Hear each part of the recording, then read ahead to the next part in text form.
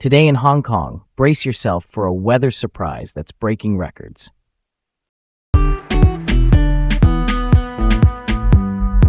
I'm Leah. I'm Garrett. Welcome to Laid Back Local, the news of the day, with Leah and Garrett in Hong Kong. First up, the skies have been relentless.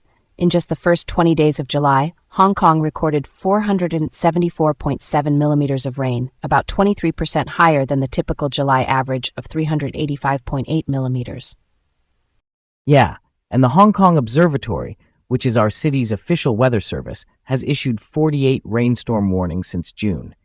That's nearly double compared to the same stretch last year.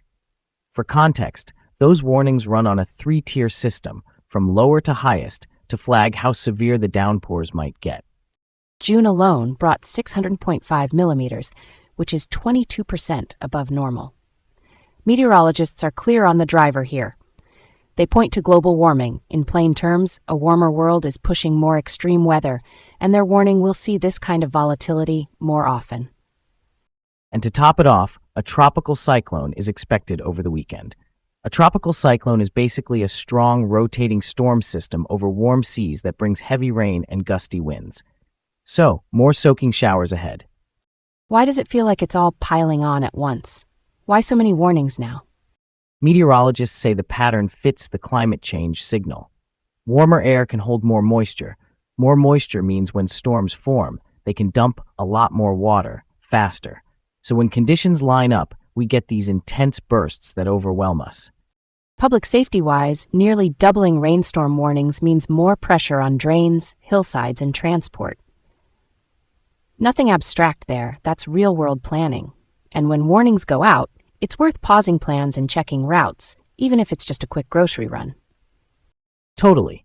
This one hits different.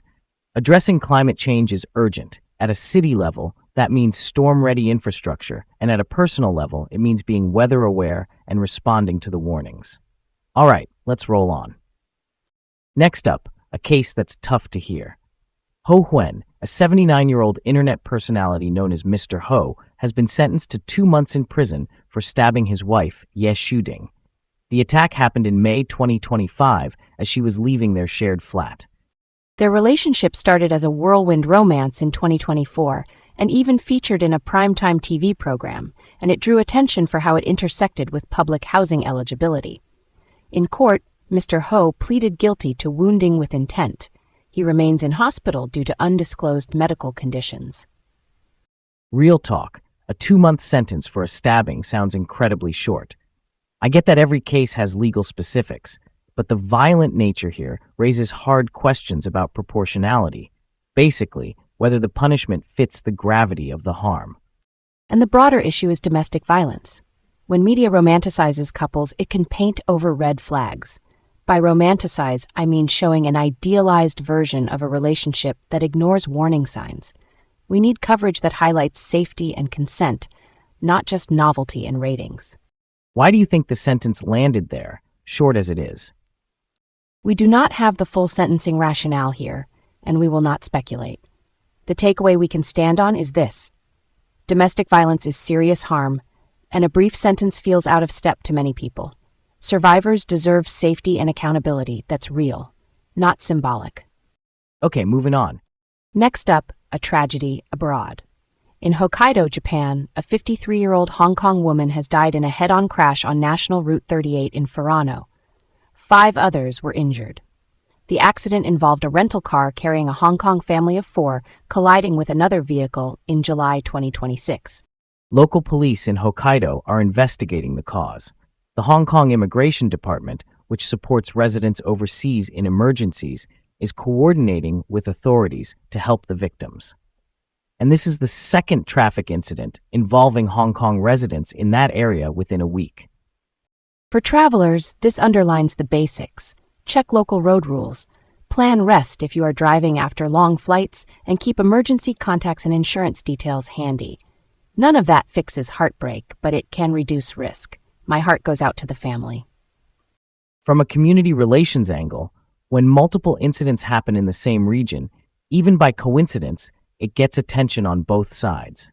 That is where clear communication between local police and our immigration department really matters. All right, let's switch it up. Next up, a financial crime case with a sports twist.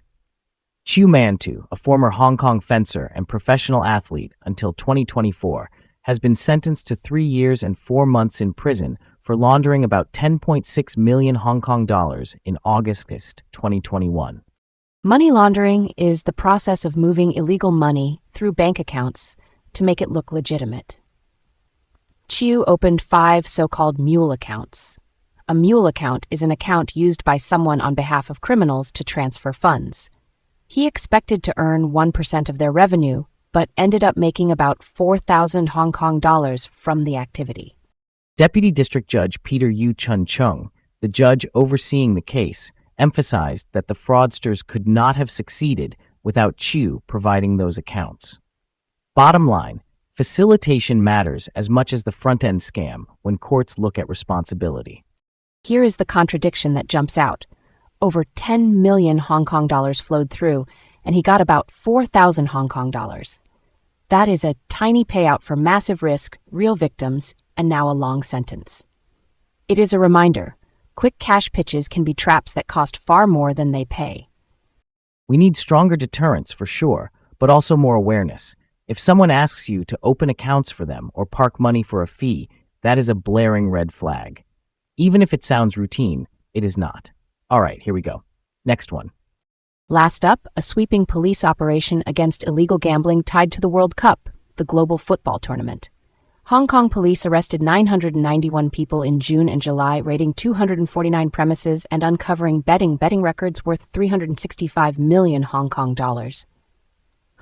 Those arrested were between 16 and 93 years old. Charges include bookmaking, taking bets, running illegal gambling venues, and money laundering. Police also seized 3 million Hong Kong dollars in cash, 4.4 million Hong Kong dollars in valuables, plus computers and mobile phones used in the operations. That age range is stunning.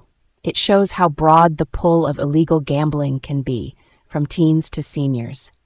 Education campaigns were run alongside the raids, which is key. Enforcement tackles the networks and awareness helps people not get recruited in the first place. Applause for the scale and coordination here. It is not just the arrests, it is the disruption of systems that reach into neighborhoods and online. As always, if a betting offer looks too easy or anonymous, that is your cue to back away. All right, that ties it up nicely. That's all for today on Laid Back Local, the news of the day with Leah and Garrett in Hong Kong. Have a great day and join us again tomorrow.